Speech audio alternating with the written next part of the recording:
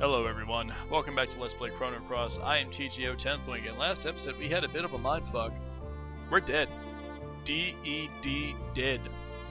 Our childhood fiance slash love interest slash character who we probably made a childhood promise to marry, Lena, informed us that we died about 10 years ago.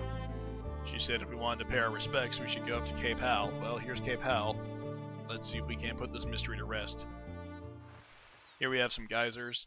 You can stand on top of them and not have an issue, but if you run into them while they're still up, they will bounce you back and you will take 5 damage to every member of the party. Not that big a threat as far as natural threats, obstacles go. Just don't run into them, you'll be fine, and they're not terribly difficult to avoid. Actually, they're not difficult to avoid at all, just don't run into them. Man, I am still shocked by how useful Pashal is. I mean, honestly, the guy is a lot better than I gave him credit for. Truth be told, I never recruited him the first 2 times I played through this game just because I didn't know that you could. I didn't know about the Hecarim Bone, I didn't know blah blah blah. Not that it really matters, because I still hate the way he speaks. Like I said, he's got an accent that'll make your eyes bleed. But hey, he's bringing the damage. And you know what? I appreciate that, especially at these low levels. I also appreciate his HP amount. I mostly appreciate his HP amount, to be honest. Because you never know. I might have a string of things where I just can't hit. And that would suck and be terribly embarrassing.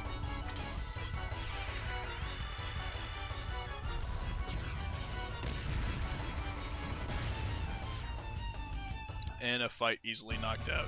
You'll find most encounters, since the game scales so well, don't typically last longer than like a minute and a half. Unless you've been running away from combat the entire game, in which case you are just straight up boned when it comes to about the mid to early late game.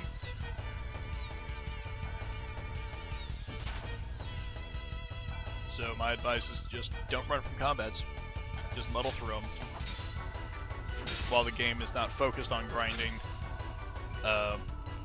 it is easier if you just stick with what goes on and you just pay your dues. Combats are basically scripted. They're there for a reason. Use them. So the thing that you may have noticed is if they interrupt your combos, your hit percentages drops back down to where it was when you start the fight, or rather when you start the turn, or rather a better term is wherever it is when your stamina points start to refresh, which is typically after the fall of a combatant. Let's see what we get. Use consumables from stock 2. There's no point not to. Oh, we found a tablet. Sweet. That's useful. And 2 fangs. That's nice. So this is... I have a confession to make, y'all. This is the 5th time I have made my run through this area. Various issues. Finally got it ironed out in this last recording. And I forgot to hit... well... to start recording. So, just feel like a damn fool. And hopefully this time I can not screw this up. So, we got a new tech. It's Earth aligned. Typically I would give a brand new tech of a certain element to the character who is aligned with that element for the sake of damage. But, well, Pashal's about to get knocked out of the upcoming fight in a cutscene. He's just gonna get kicked out of the way. And I thought we'd step over here and give y'all a look at some of our other stuff. I still haven't figured out how to get Mojo. We'll have to go back and take care of that. But you can, in addition to pulling up your square menu out in the world or in the dungeon to view your key items, you can see them in the menu. And it has a neat little piece of art for every key item. Little piece of flavor that I like. Just take a moment here to admire this setting. You know how there's no background music? You know how the sunset in the background creates a very somber tone. The birds flapping across, just a nice little piece of detail. Typically when you come to this area, the sun is in its obligatory high noon. The water is blue, the sky is blue, the clouds are white, everything's pretty. Here it's very somber, it's very suppressed, very mood setting.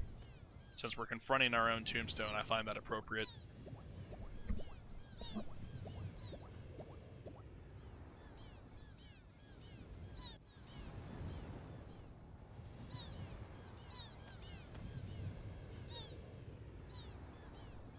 Looks like it's a large conch shell that's been knocked down into a tombstone.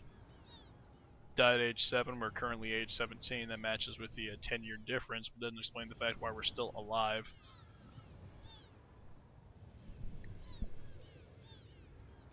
It's a nice little inscription. Not quite poetry, certainly poetic. I've been trying to say the word poetic. There it is. But I keep putting the emphasis on the tick. The emphasis on the wrong syllable. And here we have the fight. And watch here how Tubby just kind of kicks the dog off the cliff. Yep, that was the cliff. Dog just went off the side of it. Hope there's no sharks or sharp rocks. That boy's boned. He's a dog. He's boned. There's another speech pattern that's irritating. And apparently a pedophile. You ever notice how the Japanese like to emphasize the mysterious nature of something? Be it a person, a group, or a power, by putting quotation marks around a pronoun. He, she, it's, they, that, etc. We're looking for that. We've come on orders of him. We are looking for that power. Like, guys, it's not really that mysterious. We know that something's doing something. Why don't you just leave it in the speech, unemphasized cutscene?